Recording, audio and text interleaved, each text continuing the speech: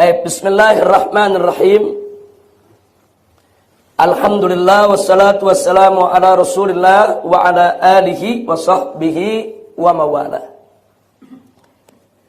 Sebagaimana sudah kita beritahukan khusus untuk beristilah-istilah Zionis. Kalau sudah bicara Zionis, nanti kita akan mendengar beberapa istilah lain. Ada kata Yahudi, ada kata Israel, ada kata Freemasonry, ada kata Illuminati.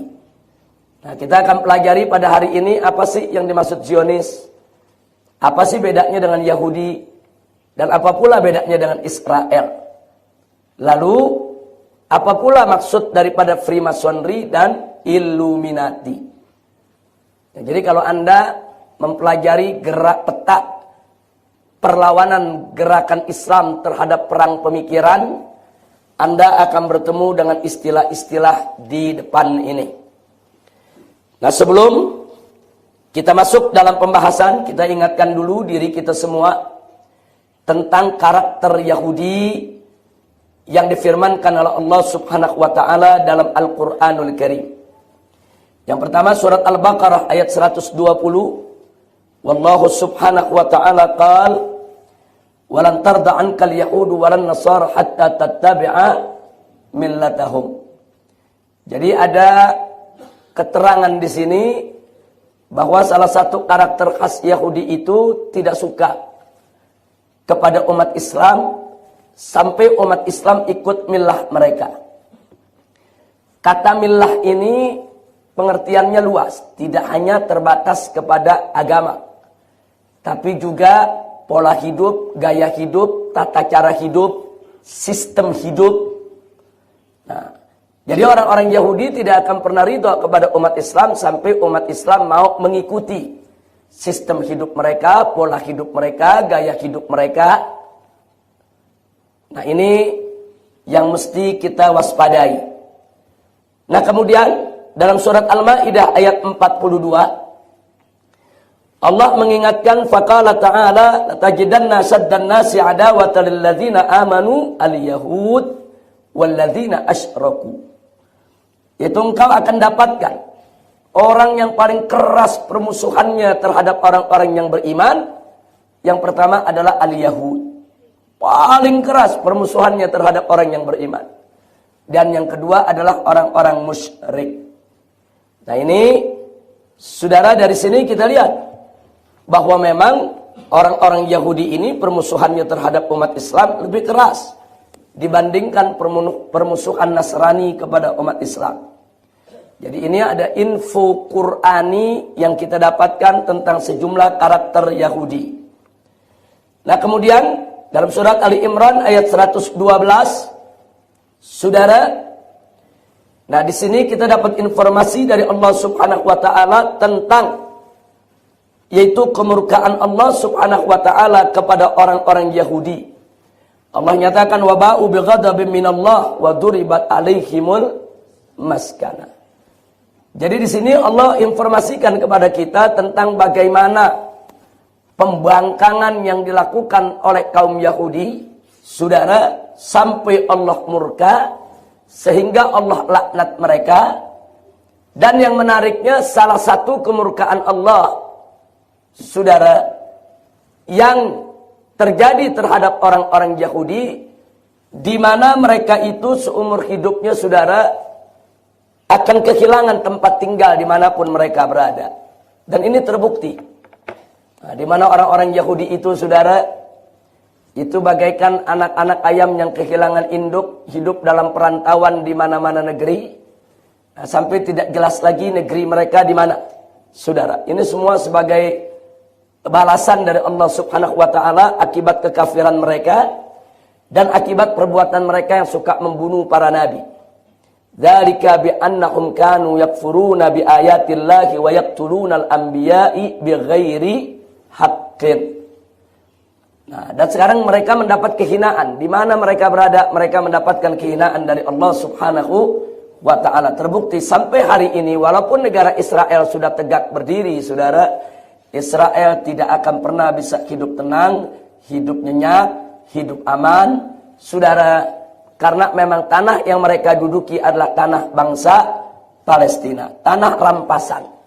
Nah, mereka di dunia ini nggak punya negeri, nggak punya negara, nggak punya tanah. Semua itu merupakan kemurkaan dari Allah Subhanahu wa Ta'ala. Beda dengan kita bangsa Indonesia, kita punya negeri. Negeri kita bukan negeri rampas dari bangsa lain, saudara. Nah, tapi kalau Yahudi ini, setelah mereka menyebar, yaitu ke berbagai dunia, mereka tidak punya negeri, akhirnya mereka membuat satu gerakan. Nah, untuk kembali kepada tempat yang mereka klaim sebagai negeri mereka, yaitu tanah Palestina. Nah, mereka kembali dari berbagai dunia, itulah yang disebut gerakan Zionis. Jadi Zionis itu gerakan kembali mereka dari berbagai dunia ke tanah yang mereka anggap merupakan tanah leluhur mereka. Nah, begitu sampai di sana, mereka melakukan berbagai macam upaya untuk mendirikan satu negara Yahudi. Gerakan itu disebut sebagai gerakan Zionis. Nah, karena itu mari kita lihat, sebelum kita masuk ke pembahasan yang lebih panjang lagi, kita lihat beberapa istilah. Ada istilah Israel. Israel ini nama Nabi Yakub. Israel itu nama Nabi Yakub. Nabi Yakub itu dipanggil dengan panggilan Israel. Karena kekuatannya, karena keperkasaannya, karena kegagahannya, maka disebut Israel. Sehingga keturunannya disebut Bani Israel. Jadi pada awalnya Israel itu adalah nama suku bangsa dari keturunan Nabi Yakub alaihissalam. Tapi kemudian di kemudian hari Israel itu menjadi nama negara.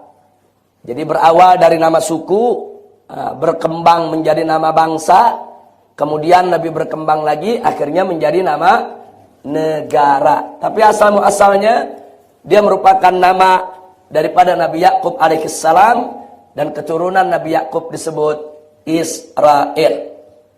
Yang kedua, istilah Yahudi.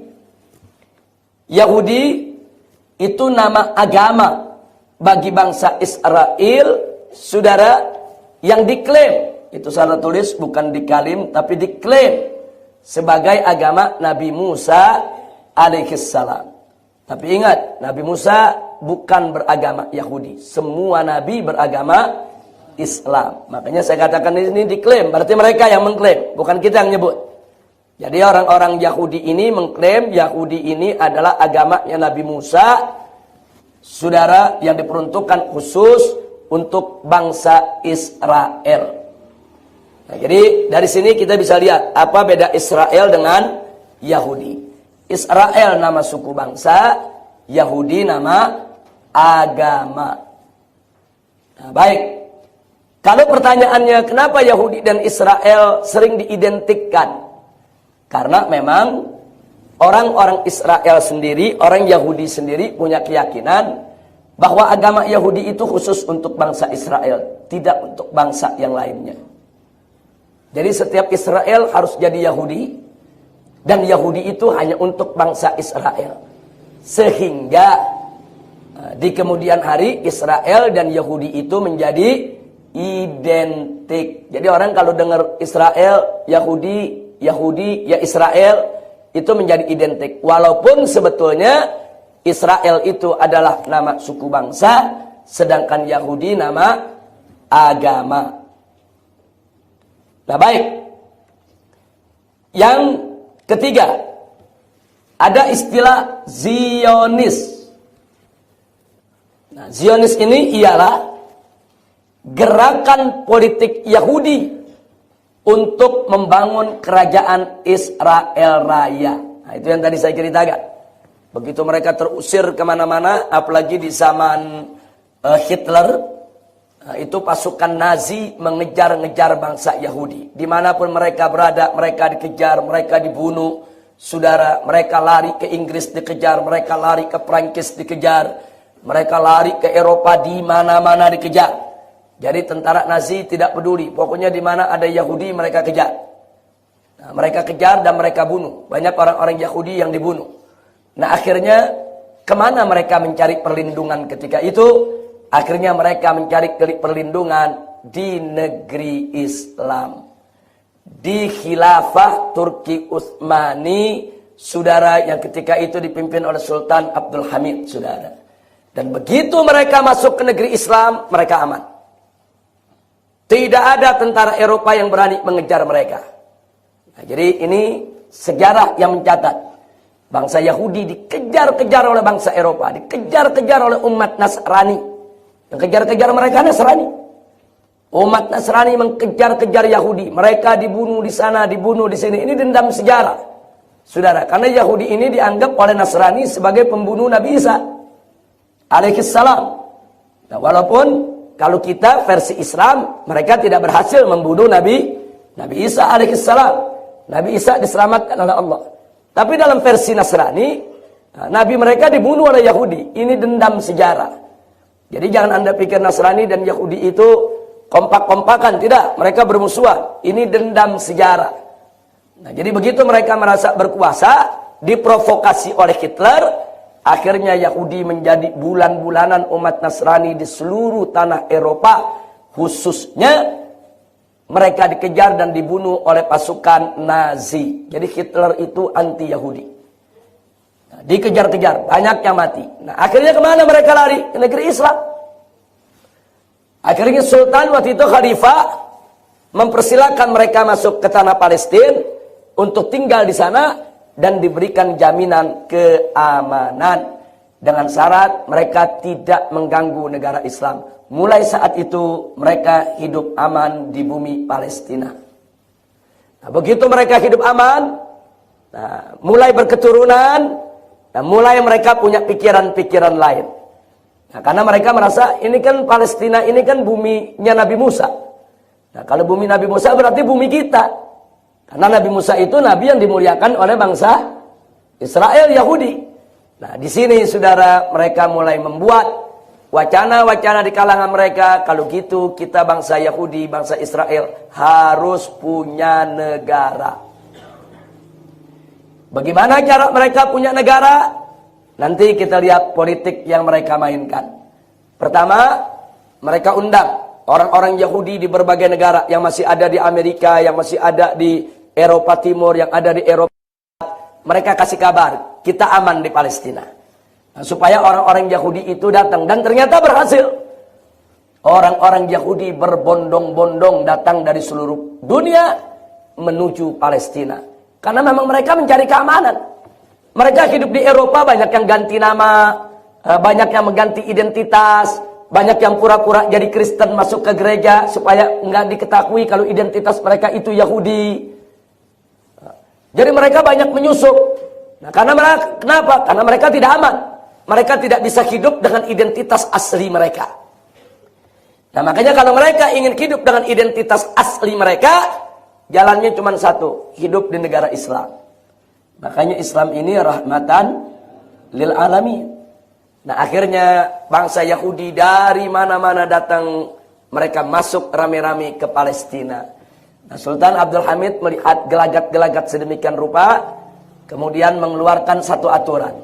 Orang Yahudi sebanyak apapun boleh tinggal di negeri Islam, tapi tidak boleh beli tanah Palestina. Jadi mereka mengirim para orang-orang kaya mereka menghadap ke Sultan, supaya diizinkan membeli tanah di Palestina. Mereka ingin beli sekian hektar, ingin membangun perkampungan Yahudi. Ini ditolak oleh Sultan. Ini ditolak oleh Sultan.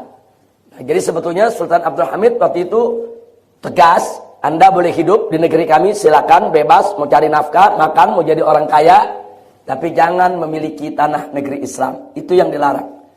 Nah, akhirnya mulai saat itu, mereka mulai melakukan kelompok-kelompok yang membuat suasana menjadi tidak nyaman. Mereka melakukan gerakan terorisme. Mereka melakukan penculikan. Mereka melakukan pembunuhan. Nanti kita lihat dari secara kronologis bagaimana mereka mendirikan negara Israel di bumi Palestina. Itu istilah Zionis. Jadi gerakan politik Yahudi untuk membangun kerajaan Israel Raya. Yang mereka maksud Israel Raya, ini mulai dari Palestina, itu sampai ke tanah Mesir, sampai mencakup kota Madinah. Mereka bilang kota Madinah itu tanah mereka. Kenapa? Karena dulu di Madinah juga banyak orang Yahudi tinggal. Jadi mereka mengklaim kalau Madinah itu juga tanah leluhur kakek moyang mereka. Padahal dulu di tanah Madinah itu tidak ada Yahudi. Kenapa Yahudi kemudian banyak di Palestina? Ada berita dari rahib-rahib mereka yang membaca kitab Taurat. Nah, apa beritanya? Mereka diberitahukan bahwa nanti akan datang Nabi terakhir. Nabi ini seperti Musa, punya pengikut banyak, orangnya kuat, berani, dan dia akan berhasil membawa umat. Nah, kemudian ciri-ciri itu diantaranya disebutkan dia akan lahir ke satu daerah yang banyak perkebunan kurmanya. Dia akan muncul dari sana. Nah, mulailah mereka mencari. Nah, berdasarkan keterangan dari para rahib, munculnya Nabi terakhir ini di kota Madinah. Maka itu orang-orang Yahudi rame-rame pindah ke sekitar Madinah. Nah, jadi kenapa mereka rame-rame pindah ke sekitar Madinah? Karena mereka berharap Nabi terakhir lahir dari keturunan mereka. Tidak boleh dari keturunan yang lain. Makanya mereka sangat terkejut begitu Nabi yang terakhir ternyata bukan keturunan Yakub, bukan keturunan Ishak, tapi keturunan Ismail alaihissalam. Itu mereka tidak terima. Jadi kenapa mereka tinggal di Madinah? Mereka tahu Nabi terakhir akan muncul di Madinah. Mereka berharap Nabi terakhir itu akan lahir dari keturunan mereka. Nah, kalau mau Nabi terakhir lahir dari keturunan mereka, berarti mereka harus tinggal di sekitar Madinah. Dan itu mereka lakukan. Berbondong-bondong mereka datang dari tanah Kan'an, Mesir, Palestina, dari mana tempat untuk mereka tinggal di yaitu sekitar Madinah. Berarti saya mau tanya, kalau gitu di Madinah mereka penduduk asli atau pendatang? Pendatang. Tapi saat ini mereka bilang enggak. Madinah tanah asli kami. Nah, mereka sebutin dulu ada suku-suku Yahudi yang memang tinggal di sekitar Madinah sebelum kedatangan Nabi kita Muhammad sallallahu alaihi wasallam. Jadi membangun kerajaan Israel Raya bukan hanya di Palestina. Mereka ingin kuasai seluruh jazirah Arab, termasuk sebagian daripada jazirah Afrika, khususnya Mesir, yang mereka anggap itu tanah leluhur mereka. Sampai di sini jelas? Baik, kita lanjutkan. Yang keempat, lalu ada istilah Freemasonry. Nah, Freemasonry. Nah, ini Freemasonry ini maksudnya tidak lain dan tidak bukan organisasi rahasia Yahudi paling berbahaya untuk lindungi kepentingan Israel. Dia ada di seluruh dunia. Jadi tugas organisasi ini pertama merekrut orang-orang di luar Yahudi sebanyak-banyaknya untuk mendukung pendirian negara Israel. Yang kedua, menghabisi siapa saja di dunia mana saja yang menolak kehadiran negara Israel. Jadi mereka nggak segan-segan melakukan penculikan, pembunuhan siapa saja. Tokoh mana saja, mau tokoh Arab, mau tokoh Eropa, mau tokoh Asia, yang coba-coba tidak setuju dengan pendirian negara Israel, tidak segan-segan. Bukan hanya mereka teror, tapi mereka culik dan mereka bunuh. Ini namanya gerakan Freemasonry. Nah, ini di Indonesia ini sudah ada dari sejak zaman Belanda. Nah, mereka rekrut, saudara, makanya di tanah Jawa ini disebut tarekat Mason.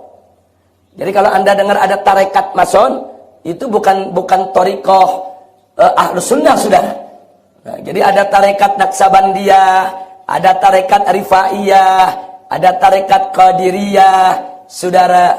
Nah, ternyata mereka masuk ke Indonesia juga dengan nama tarekat, disebut tarekat Mason, saudara. Jadi kalau Anda dengar tarekat Mason, itu yang dimaksud adalah Freemasonry. Banyak raja-raja Jawa menjadi anggota Freemasonry. Saya tidak katakan semua, tapi banyak raja-raja Jawa dulu ikut menjadi anggota Freemasonry.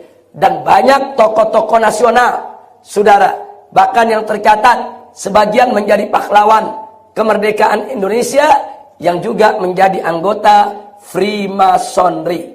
Prinsip mereka adalah dukung berdirinya negara Israel. Itu prinsip mereka. Baik. Kemudian kita lihat yang kelima, ada yang disebut Illuminati. Nah, Illuminati ini adalah konspirasi Yahudi internasional untuk membangun NOS atau NWO atau NOA. Nanti kita jelaskan maksudnya. Tapi kalau bahasa Indonesianya istilahnya tatanan dunia baru. Anda kalau dengar berita di RCTI, di TV One, dengar berita di TVRI, atau baca Kompas, atau baca koran Tempo, atau majalah, kadang-kadang ada pejabat mengatakan kita menuju tatanan dunia baru. Kita sedang membangun tatanan dunia baru. Tatanan dunia baru tidak lain dan tidak bukan adalah kerajaan Yahudi internasional. Nah, jadi kalau mereka kadang-kadang mengatakan masyarakat internasional tidak setuju dengan ini. Yang dimaksud masyarakat internasional adalah masyarakat Freemasonry dan Illuminati yang sudah berkolaborasi dan berkonspirasi untuk membangun tatanan dunia baru. Nah, jadi Anda kalau udah di sini ini nggak main-main. Ini Zionis ini gerakannya bukan gerakan tingkat kelurahan, bukan gerakan tingkat kecamatan, bahkan bukan gerakan tingkat satu negeri, tapi gerakan internasional. Nah, inilah beberapa istilah yang perlu Anda ketahui. Nah, sekarang beberapa lambang sepintas saja supaya Anda ketahui. Di antara lambang-lambang Yahudi, lihat. Nah, ini ada segitiga, di tengahnya ada bintang David, segitiga. Kalau dua, satu terbalik, itu menjadi bintang David, bintang 6. Bintang 6 itu lambang Zionis. Nah, kemudian lihat lagi mata satu. Ini juga lambang Zionis. Jadi beberapa grup band di Indonesia pakai lambang mata satu. Ini grup Zionis. Mata satu ini lambang Dajjal. Mata satu ini lambang Dajjal. Jadi Nabi sudah kasih tahu dari jauh-jauh hari bahwa nanti akan datang Dajjal di tengah aku punya umat. Salah satu cirinya adalah bermata satu. Dan luar biasa menariknya, Nabi mengatakan begitu 15 abad yang lalu. Belakangan saudara, ternyata gerakan Zionis yang menggunakan lambang mata satu. Anda kalau ambil duit dolar Amerika, ini lambangnya. Lambangnya mata satu seperti ini. Bentuk piramid, ada mata satunya. Silakan Anda ambil uang $1. Lambangnya adalah lambang Zionis. Nah, kemudian ini seperti jangkar, ini juga lambang Zionis. Jadi kenali, ini merupakan lambang-lambang Zionis. Ini lambang jangkar, di atasnya ada mata satu.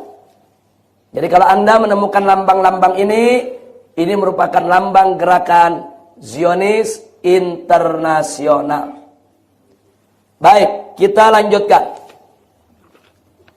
Bagaimana gerakan yang dilakukan oleh Israel sampai menjadi sebuah negeri?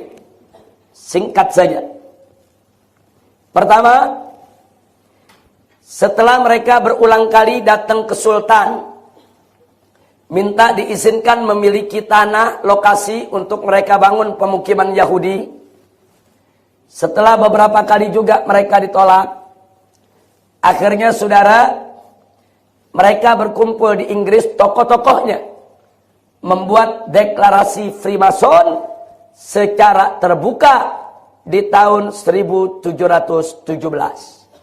Tadi sudah kita katakan, Freemason itu, saudara, ini organisasi rahasia Yahudi yang tujuannya adalah untuk mewujudkan, mengimplementasikan bagaimana Yahudi bisa punya negara dengan cara apapun. Dia menghalalkan segala cara, baik dengan cara lobby maupun dengan cara teror. Nah, kemudian yang kedua, tanggal 1 Mei 1776, orang yang bernama Adam Weishaupt mendirikan Illuminati. Nah, jadi kalau kita lihat dari sini berarti saudara, Freemason lebih dulu dari Illuminati didirikan. Tapi kedua-duanya ini merupakan sayap juang Yahudi. Nah, kemudian yang berikutnya ketiga, di tahun 1890 seorang tokoh Israel atau Yahudi bernama Nathan Birnbaum memperkenalkan istilah Zionis. Setelah Freemasonry berdiri, mulai punya banyak anggota dari kalangan Yahudi. Nah, kemudian berdiri lagi Illuminati, mulai meluas, dia punya keanggotaan, bukan hanya kalangan Yahudi, di pun yang mendukung berdirinya negara Israel ikut bergabung. Akhirnya begitu mereka merasa sudah bagus, gerakan mereka sudah mulai menguat, maka Nathan Birnbaum memperkenalkan istilah Zionis. Ini yang pertama kali dalam pertemuan puncak kaum Yahudi di Eropa yang mengajak menyerukan kepada seluruh bangsa Israel di dunia manapun berada untuk datang tinggal di Palestina. Nah, dengan alasan karena Palestina pertama aman, mereka tidak diganggu oleh tentara-tentara Islam, dan yang kedua mereka anggap itu adalah bumi Nabi Musa alaihis salam, sehingga mereka klaim sebagai bumi mereka. Baik, yang keempat, saudara, setelah istilah Zionis ini diwacanakan, akhirnya 6 tahun kemudian Theodore Herzl mempopulerkan Zionis, saudara, melalui yaitu teorinya dengan menyebut Jewish State, negara Jewish. Jewish itu Yahudi. Jadi mulailah Theodore Herzl kampanye di negara-negara Eropa bahwa bangsa Yahudi akan mendirikan negara Yahudi. Ini tahun 1896. Jadi sampai saat itu mereka belum punya negara. Mereka masih numpang di bumi Palestina. Nah, kemudian mari kita lihat yang berikutnya. Kelima, saudara, setahun kemudian istilah Zionis yang diperkenalkan oleh Nathan Birnbaum, yang kemudian istilah negara Yahudi yang dipopulerkan oleh Theodore Herzl, dikukuhkan melalui Kongres Zionis pertama di Swiss, saudara. Jadi ada Kongres Zionis pertama dilaksanakan di Swiss tahun 1897. Mereka semua setuju dengan istilah Zionis untuk membentuk a Jewish State, dengan istilah gerakan Zionis untuk membentuk negara Yahudi. Mereka deklarasi. Nah, kemudian yang 6, dari Kongres Zionis tadi lahirlah protokol Zionis. Nanti akan saya tunjukkan protokol itu isinya apa saja. Jadi protokol itu semacam petisi. 1, Zionis akan begini. 2, akan melakukan ini. 3, akan melakukan hal. Semua dirincikan. Nah, itu disebut protokol Zionis. Isinya nanti akan kita pelajari. 7. Di tahun 1917, Kerajaan Inggris dengan resmi memberikan dukungan pendirian negara Israel, saudara. Negara di dunia yang pertama kali mendukung orang Yahudi membentuk negara sendiri adalah Kerajaan Inggris. Dan itu dikenal dengan deklarasi Balfour. Jadi kalau Anda dengar deklarasi Balfour, itu merupakan deklarasi yang dilakukan oleh Kerajaan Inggris yang memberikan dukungan agar Yahudi punya negara sendiri. Nah, kemudian yang ke-8, saudara, sampai tahun 1940 ternyata Inggris tidak pernah melakukan langkah konkret untuk membantu Yahudi mendirikan negara. Deklarasi sudah, tapi memberikan dukungan secara lebih real, konkret, itu belum dilakukan oleh Inggris. Sehingga orang-orang Yahudi marah. Nah, di tahun 1940, saudara, mereka lakukan berbagai macam aksi terorisme. Nah, di antaranya 1944, Menteri Inggris urusan Timur Tengah, Lord Moyne, dibunuh di Kairo oleh orang-orang Yahudi, saudara. Mereka udah berani culik menteri, mereka bunuh, saudara. Jadi mereka marah kepada Inggris. Kalian jangan ngomong aja, katanya mendukung kami mendirikan negara. Mana bukti konkretnya? Nah, akhirnya mereka melakukan teror. Kiai Ucu, tolong pindah kemari Kiai Ucu. Di depan Kiai Ucu. Silakan Kiai. Nah, silakan Kiai. Sallu ala Nabi. Silakan Kiai. Nah, coba Hamid ambil kursinya mungkin di sana biar bisa lihat. Ahlan sahlan. Nah, dipindah ke sana mungkin biar bisa lihat apa namanya. Sebelah situ. Silakan Kiai. Iya. Enggak di sana Pak Kiai. Biar bisa lihat layar. Silakan. Ya. Jadi selamat datang kepada Kiai Haji Sunan Nasai. Ini biasa disebut Ajangan Ucu, saudara, beliau dari Kiapus, Bogor. Baik, kita lanjutkan. Enggak sampai di situ. Di tahun 1946, markas militer Inggris di Yerusalem diledakkan sehingga 91 tentara Inggris tewas, 46 luka, saudara. Saya tanya, ini gerakan terorisme bukan? Terorisme. Mereka ledakan, saudara.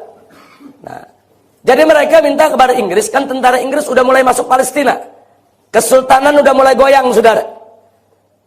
Di tahun 1917 goyang, 1926 kesultanan bubar. Jangan lupa itu. Nah, begitu bubar, Palestina dikuasai oleh Inggris. Sekarang Yahudi minta, ini kan tanah Palestina udah nggak dikuasai sama khilafah Islam. Kan khilafah Islam udah bubar. Bubar 26 atau 28 itu. Antara 1926-1928, saudara. Keruntuhan Turki Utsmani. Nah, jadi begitu runtuh, saudara, nah ini Prancis, Inggris, ini bagi-bagi daerah. Palestina dikuasai oleh Inggris. Inggris bikin markas militer di sana, saudara. Nah, karena itu orang-orang Yahudi ini nagih janji. Jadi mereka bilang, dulu tahun 1917, saat Palestina dikuasai oleh umat Islam, kan Inggris janji mau mendukung, yaitu pendirian negara Israel 1917. Saat kekhilafahan Islam masih tegak. Nah, sekarang kekhilafahan Islam udah nggak ada. Tahun 28. Nah, kenapa Inggris tidak memberikan mereka itu tanah? Nah, karena Inggris tidak memberikan itu tanah, tahun 40 resmi Zionis melakukan gerakan terorisme. Bukan hanya di Israel, saudara, di mana saja, di Kairo, di Timur Tengah, karena Kairo juga dijajah sama Inggris, saudara. Nah, di Kairo pejabat Inggris dibunuh, di London pejabat Inggris dibunuh, saudara. Kemudian markas militer mereka di Yerusalem diledakkan. Ini yang dilakukan oleh Israel. Nah, akhirnya, saudara, dengan gerakan teroris yang sangat mengganggu Inggris, banyak pejabat Inggris yang dibunuh, diculik, dibunuh. Dan gerakan ini gerakan bawah tanah, saudara, nggak mudah dipadamkan. Akhirnya Inggris memenuhi keinginan Israel, saudara. Maka itu pada tahun 1948, saudara, dengan bantuan Inggris, Amerika Serikat, dan Perserikatan Bangsa-Bangsa, Israel resmi didirikan di tanah Palestina. Resmi. PBB yang menyetujui, saudara. Dan sejak saat itu negara Eropa satu persatu mengakui Israel sebagai negara. Jadi dari sini saya berhenti dulu. Lihat, saudara, orang-orang kafir ini, kalau ada satu negara baru muncul, berpaham, ikut pahamnya mereka, itu langsung mereka bela rame-rame untuk jadi negara. Tapi kalau pahamnya lain dengan mereka, mereka nggak dukung.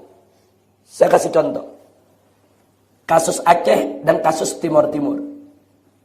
Sebetulnya kalau bicara perlawanan terhadap tentara negara Indonesia, saudara, itu Aceh lebih sengit dibandingkan Timur Timur. Lebih sengit. Aceh itu melakukan perlawanan bukan setahun 2 tahun, puluhan tahun, saudara. Banyak tentara jadi korban di sana. Nah, tapi kenapa kok Timur Timur merdeka, Aceh enggak? Jawabnya singkat.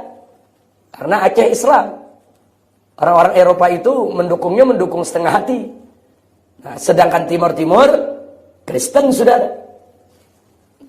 Katolik di sana. Nah, sekarang kita lihat. Waktu Timur Timur mendeklarasikan diri, saudara, menjadi negara, Itu rame-rame negara kafir dukung. Sampai PBB menekan. Presiden kita ketika itu adalah Pak Habibie. Ditekan untuk membuat referendum. Nah saat itu Habibie dibohongi. Sepakat Indonesia dengan PBB, dengan Amerika, dengan Australia, semua referendumnya. Masyarakat Timur Timur tanya, apakah referendumnya, apakah mau diberikan otonomi penuh atau tidak? Udah sepakat, setuju. Begitu digelar, saudara, bukan otonomi penuh. Mau merdeka apa enggak? Nah, akhirnya yang menang mau merdeka. Nah, setelah kemenangan itu diumumkan, tidak sampai 1 minggu. 125 lebih dari negara-negara kafir memberikan pengakuan Timur Timur sebagai negara baru. Nggak sampai seminggu. Nah, Indonesia nggak berkutik. Kalau Indonesia menolak, Indonesia dikerubutin 125 negara. Ada Amerika, saudara, ada Inggris, ada Perancis, ada Soviet. Akhirnya Timur Timur merdeka, lepas dari Indonesia. Aceh dari dulu udah memerdekakan diri, saudara. Dari sejak lama. Tapi tidak ada satu negara asing pun di Eropa sana yang memberikan pernyataan di PBB, kami mendukung negara Aceh merdeka. Nggak ada. Kenapa? Aceh Islam. Mereka mesti pelajari dulu. Ini kalau jadi negara nguntungin mereka apa enggak? Kalau dianggap tidak menguntungkan mereka, saudara, jangan mimpi Aceh akan didukung. Padahal kalau bicara perlawanan, Aceh lebih gawat, saudara, dari Timur Timur. Perlawanan bangsa Aceh itu keras. Saudara, orang Aceh berani-berani. Nggak main-main, saudara. Saya tahu betul kalau udah bicara Aceh. Lebih hebat dari Timur Timur perlawanannya.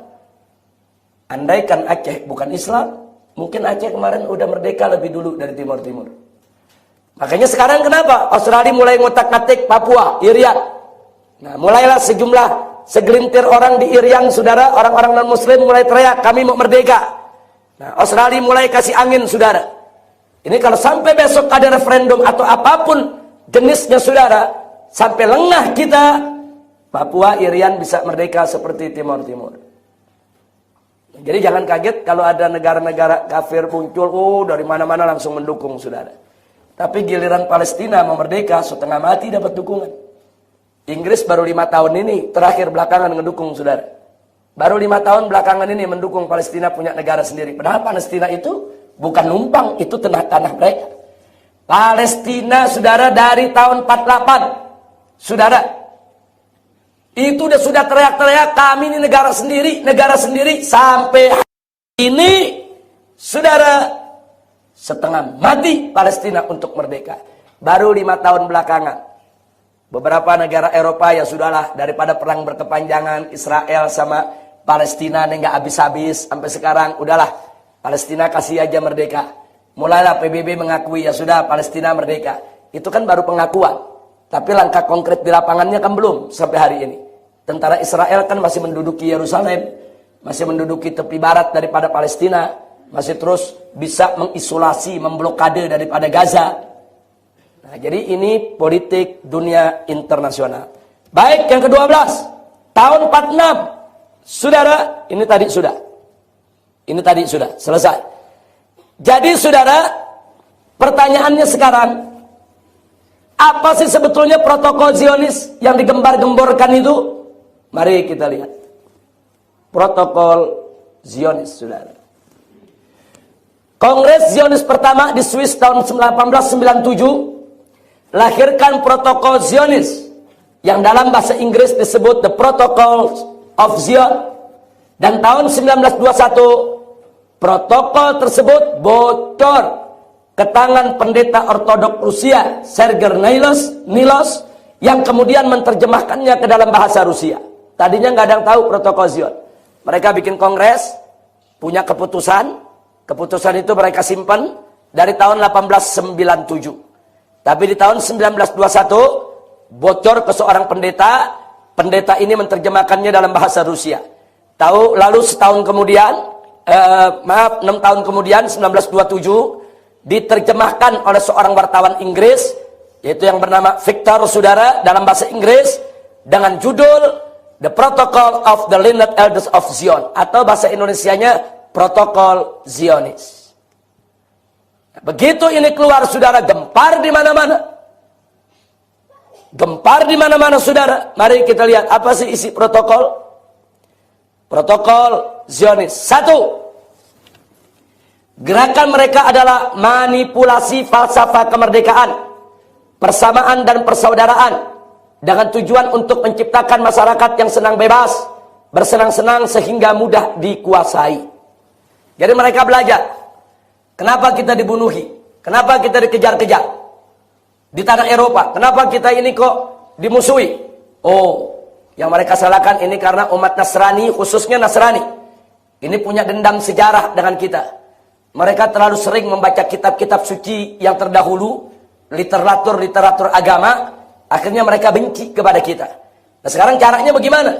Supaya masyarakat Eropa yang Nasrani tersebut tidak benci kepada Zionis, maka mereka harus dijauhkan dari kitab suci mereka. Harus dijauhkan dari literatur keagamaan mereka. Supaya nggak ada tuh dendam-dendam keagamaan begitu, sehingga kita bisa hidup bebas. Caranya yaitu perjuangkan di tengah-tengah mereka apa makna kemerdekaan, apa persamaan, apa persaudaraan, supaya orang-orang di Eropa bisa menerima Zionis sebagai yaitu saudara yang punya hak persamaan dan yang punya hak kemerdekaan. Itu propaganda mereka. Mereka di mana-mana bicara kemerdekaan itu hak setiap orang. Mereka di mana-mana bicara manusia itu semuanya sama. Kita ini semua bersaudara. Tidak boleh kita saling mengusir. Ajarannya menarik. Ajaran kasih sayang. Ajaran kemanusiaan.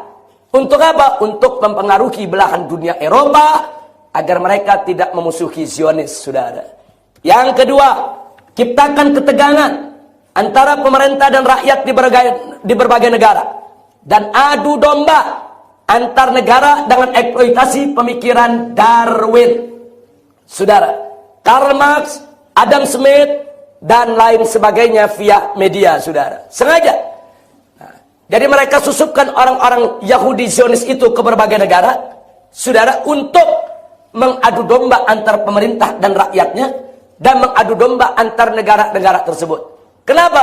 Karena kalau negara-negara itu sibuk ribut dalam negeri, sibuk ribut antar negara, maka pendirian negara Israel akan lebih lancar, lebih mudah, tanpa ada gangguan. Karena kalau negara-negara tadi sibuk ribut dia sama dia nggak punya kesempatan untuk mengganggu Israel, saudara. Jadi perhatikan itu. Nah, seperti Darwin, saudara, teori Darwin, evolusi, katanya manusia berasal dari monyet. Nah, saudara, Darwin ini Yahudi. Sengaja dia sebarluaskan manusia itu dari monyet. Dan ini nggak main-main. Maksudnya manusia mana yang dari monyet? Selain Bani Israel, semua turunan monyet. Mereka sebarluaskan kemana-mana di dunia. Orang Amerika percaya, orang Inggris percaya. Ini dikatakan kebenaran saintis. Ini kebenaran sains, saudara. Disebarluaskan. Tapi di belakang itu mereka mentertawakan umat manusia, saudara. Karena bagi orang-orang Yahudi, saudara, manusia keturunan Adam yang asli hanya Bani Israel. Mereka mengatakan nahnu abnaullah. Kami adalah anak-anak Tuhan. Kami adalah anak-anak Allah. Ini bangsa manusia di luar Yahudi, di luar Israel, diciptakan oleh Allah hanya untuk melayani Yahudi. Makanya mereka disebut goyum atau disebut goyim, saudara. Jadi semua selain Yahudi, kita-kita ini bangsa Indonesia, bangsa Asia, Eropa, kita disebut goyim atau goyum. Artinya goyum, kita ini wujudnya manusia, hakikatnya kita binatang, bukan manusia. Kita ini hanya keturunan monyet-monyet. Nah, jadi kalau namanya keturunan monyet, kita binatang, kita boleh diburu, kita boleh dibunuh, kita boleh dibohongi, kita boleh diperlakukan apa saja sesuka hati Yahudi.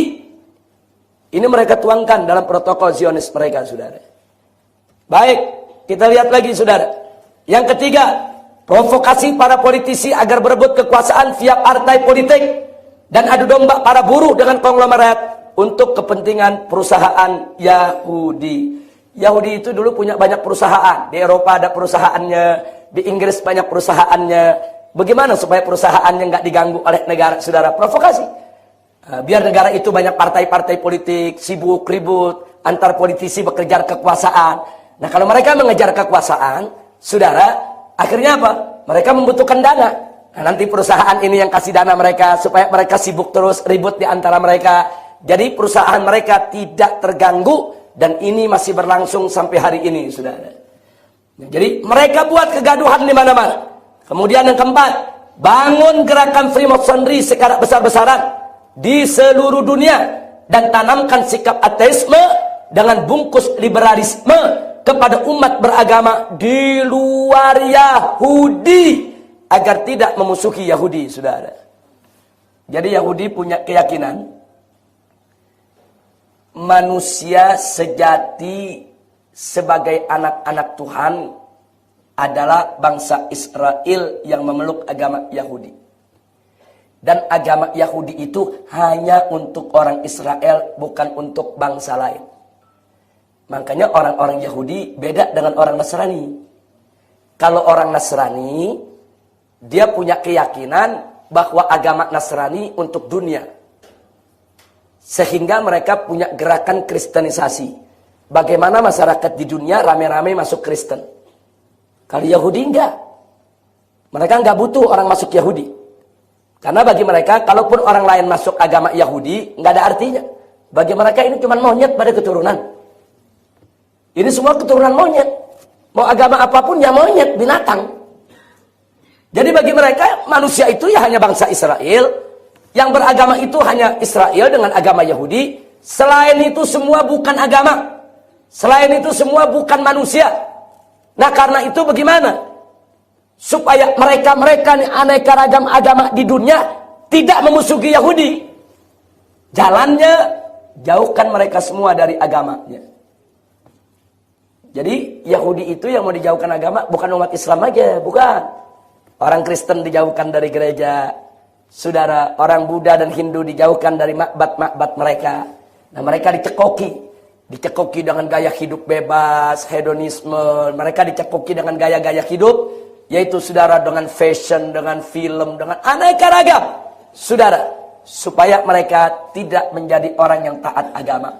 Sebab kalau mereka nanti belajar agama Islam, menurut Yahudi, ini ancaman buat Yahudi. Karena Islam itu mengakui bahwa Islam agama paling benar, Yahudi adalah musuh mereka. Kalau mengganggu Islam, kalau gitu jauhkan umat Islam dari Islamnya. Ini yang mereka lakukan. Dan mereka tampil di mana saja, bisa sebagai apa saja. Saudara, kapitalis dari Yahudi, komunis juga dari Yahudi. Karl Marx ada dari Yahudi. Jadi seorang Yahudi nggak peduli, seorang Zionis nggak peduli. Kadang-kadang dia datang dia pura-pura Islam, kadang-kadang dia datang dia pura-pura Kristen, kadang-kadang dia datang dia pura-pura kapitalis, kadang-kadang dia datang dia pura-pura komunis. Saudara, untuk obok-obok dunia, biar satu sama lainnya tidak akur. Sedangkan Yahudi di antara mereka harus saling menjaga. Yahudi hanya untuk bangsa Israel. Jadi jangan kaget kalau kita lihat nih di mana-mana nih Yahudi, kok Yahudi di sana ada yang komunis, kok Yahudi di sana ada yang liberal, kok Yahudi di sana ada yang kapitalis. Itu memang sudah mereka tuangkan dalam protokol Zionis. 5. Hinakan semua tokoh agama non-Yahudi di pandangan masyarakat. Dan jauhkan masyarakat dari ajaran agama selain Yahudi. Serta ciptakan pertikaian antar umat beragama di luar Yahudi. Sampai kapanpun mereka akan adu domba Kristen dengan Islam. Padahal dalam Al-Quran Allah ingatkan umat Nasrani itu, saudara, itu lebih ringan permusuhannya kepada kita. Mereka sebetulnya lebih masih punya kasih sayang, mau untuk berkawan dengan kita. Tapi karena mereka diprovokasi Yahudi, kita akan selalu diadu domba untuk bermusuhan dengan mereka. Nah kemudian, bangun lembaga keuangan dunia untuk kuasai ekonomi sekaligus jerat semua negara agar tunduk kepada aturan Yahudi. Nah, baik, yang ketujuh, kuasai media untuk bentuk opini umum sesuai kemauan Yahudi, sekaligus peralat Amerika dan Eropa untuk menekan atau menyerang negara mana saja demi lindungi kepentingan Yahudi. Fakta, saudara. Fakta, negara-negara yang tidak setuju dengan Yahudi dari dulu sampai sekarang, yang menjadi musuh Yahudi, mereka hancurkan. Saddam Hussein memimpin Irak, saudara, mengirimkan senjata-senjatanya untuk Hamas, untuk perang lawan Israel, dihancurkan. Kemudian Mubarak, saudara, Mubarak presiden Mesir, saudara, menutup mata, dimasukkan itu segala keperluan Hamas lewat perbatasan, saudara, pura-pura dia nggak tahu. Akhirnya Amerika marah, Prancis marah, semua marah, dijatuhkan, ditumbangkan, saudara. Kemudian Syria, terlepas daripada pimpinannya yang Syiah, saudara, tapi satu hal, selama ini negara Syria banyak panglima-panglimanya, jenderal-jenderal yang memasukkan senjata, saudara, baik ke Hizbullah maupun ke Hamas untuk lawan Israel. Diobok-obok Syria saat ini. Pokoknya mana negara-negara yang coba-coba mengganggu Israel atau membantu pejuang-pejuang Palestina akan dihancurkan oleh kekuatan Amerika dan sekutunya. Sampai hari ini. Jadi artinya mereka berhasil. 8. Ini mereka buat tahun 1896, saudara. Mereka udah buat. Bukan baru kemarin mereka buat ini. Kemudian ke-8. Cetak sarjana dan cendekiawan, serta ekonom dan politisi di berbagai negara melalui doktrin di perguruan-perguruan tinggi Amerika dan Eropa dengan kurikulum Yahudi agar pro-Yahudi. Fakta. Cendekiawan kita, ekonom kita belajar di Harvard University, belajar di Boston, belajar di Sorbonne, saudara, belajar di Cambridge University, saudara. Nah, mereka akhirnya pulang menjadi pakar-pakar ekonomi kapitalis dan mereka mendukung sistem ekonomi kapitalis habis-habisan. Perkis, saudara, mereka lihat, mereka rekrut, mereka ajarkan semua, kembali mereka rame-rame dukung Amerika dan mendukung kebijakan Eropa. 9. Rekrut pejabat dan kuasai departemen-departemen vital di berbagai negara, seperti departemen pendidikan, keuangan, dan militer, untuk bekerja bagi kepentingan Yahudi, sehingga tiap saat bisa dikendalikan dan dihancurkan. Di Indonesia ada beberapa departemen, kalau presiden mengangkat jadi menteri, mesti izin Amerika dulu, saudara. Kalau enggak, nanti Amerika marah. Seperti dulu Ibu Megawati mengangkat Pak Ramizar Rasudu sebagai Panglima TNI. Amerika marah. Marah Amerika, saudara. Karena Pak Ramizar ini dianggap anti Amerika. Akhirnya dibatalkan. Pak Ramizar nggak jadi, saudara. Surat keputusannya sudah keluar, beliau jadi Panglima TNI.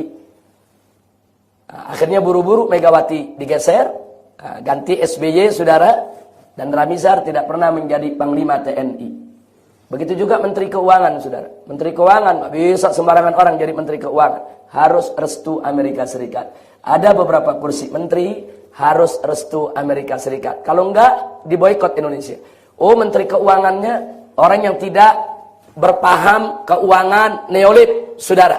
Maka ekonomi Indonesia akan digoyang terus. Rupiahnya dihancurkan, saudara. Ekonomi kita dibuat marat-marit, dan seterusnya.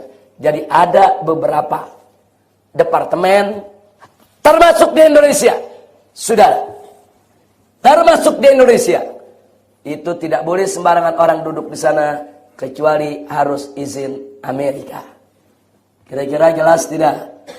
Dan tolong jangan lupa, saudara, waktu kita reformasi, Anda boleh tanya seluruh anggota DPR RI yang ketika itu jadi anggota DPR, termasuk tanya Pak Amin Rais, tanya Pak Permadi, saudara, yang dulu ada di PDIP, sekarang ada di Gerindra, saudara.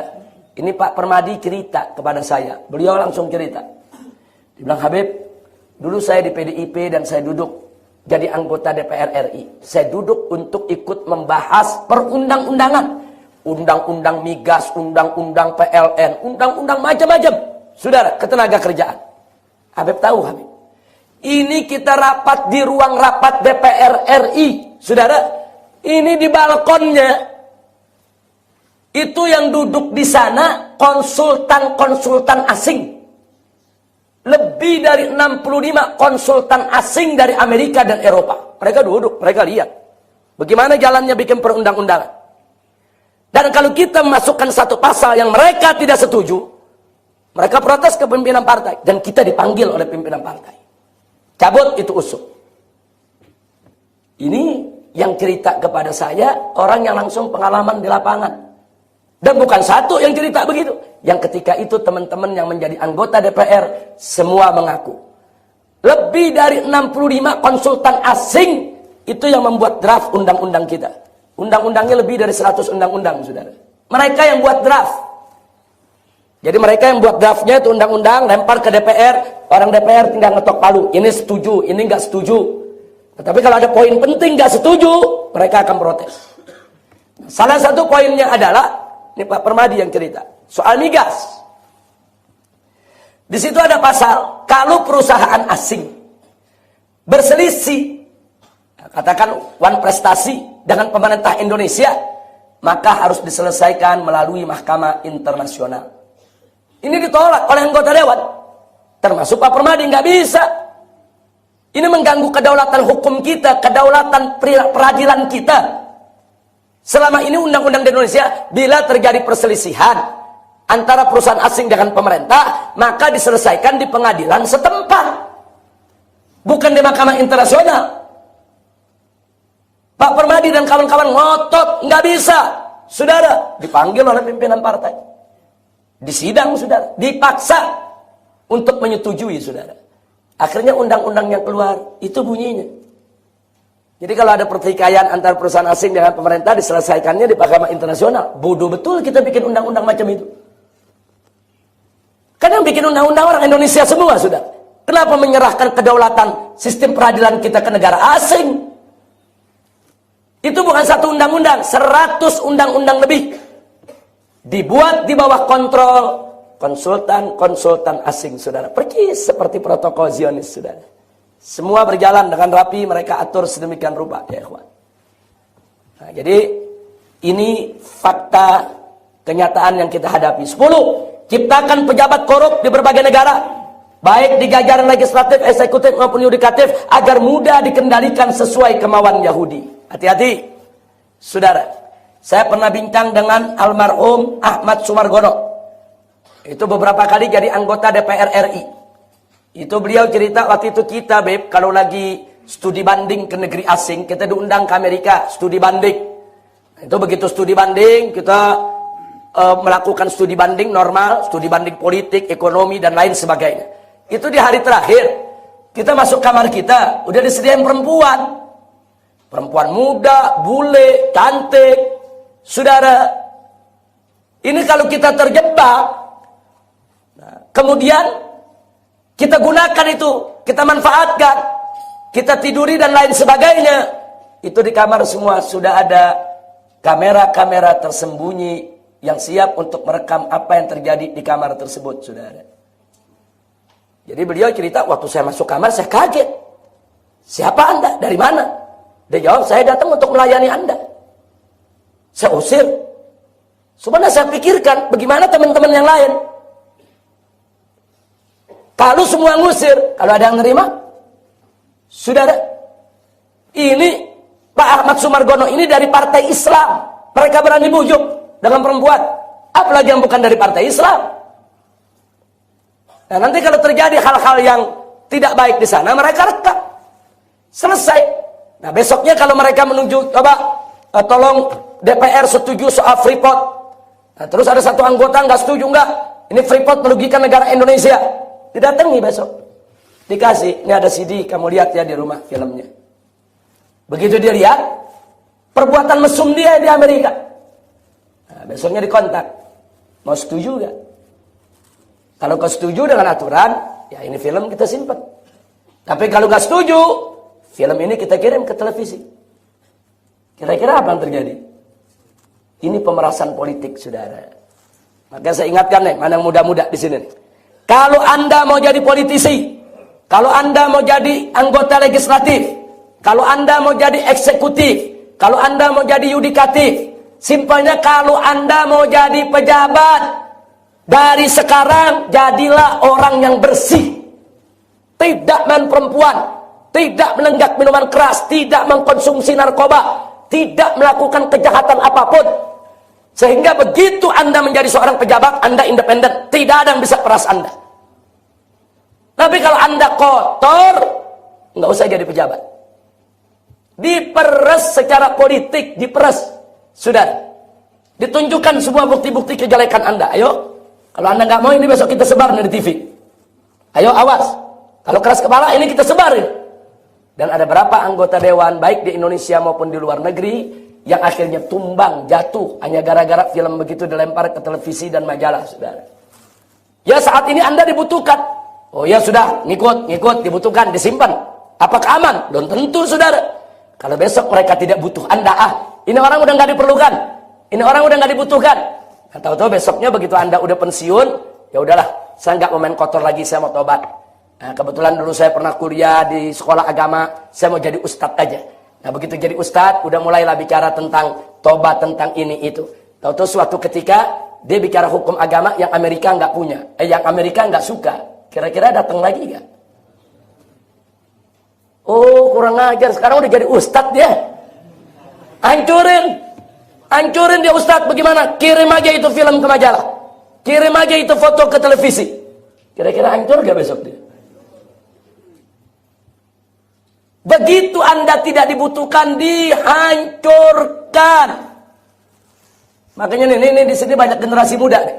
Saudara, saya yakin di antara Anda nih ke depan akan ada yang masuk jadi pejabat publik, saudara. Apa jadi anggota DPRD, apa anggota DPR, apa yang akan jadi menteri, apa yang jadi pejabat, saudara. Ingat dari sekarang, jadi seorang muslim yang bersih. Jadi seorang muslim yang bersih, yang orang nggak punya cacat untuk Anda. Tutup. Jadi besok begitu Anda jadi pejabat, nggak ada yang bisa peres Anda. Anda bisa bebas mengatakan ini hak, ini batil, ini saya setuju, ini saya nggak setuju. Kalau Anda bersih, Anda bisa melawan kebatilan. Tapi kalau Anda kotor, Anda akan dijadikan sebagai alat peras politik.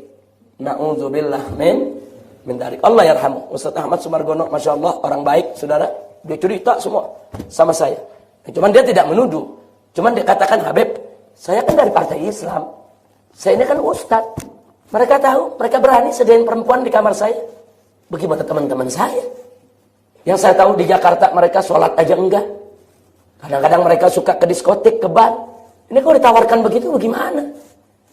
Nah, makanya begitu Pak Hamdan Zulfa itu kemarin mantan ketua Mahkamah Konstitusi. Dulu anggota Dewan juga. Nah, jadi begitu ada studi banding ke Amerika, itu Pak Ahmad Sumargono masih hidup. Beliau dipanggil, Pak Ahmad Sumargono yang cerita sama saya. Beliau ingatkan, dan kau kalau mau berangkat ke sana bawa harem lah, bawa istri. Biar kata ongkos sendiri, bawa aja istri. Jadi kau nggak bisa dijebak tuh dengan cara-cara begitu. Bawa, kalau enggak jangan ke sana lah. Artinya dia berbagi pengalaman. Dikasih tahu, hati-hati. Pak Hamdan Zulfa luar biasa, tokoh muda, bagus. Juga dari partai Islam, saudara. Jadi jebakan-jebakan semacam itu dalam dunia politik ada. Nah sekarang kita lihat, dalam protokol Zionis ada tidak? Ini dari kapan mereka buat? Dari baru kemarin atau dari dulu? Dari dulu ya, ikhwan. Baik, saya pikir saya tidak ingin panjang lagi.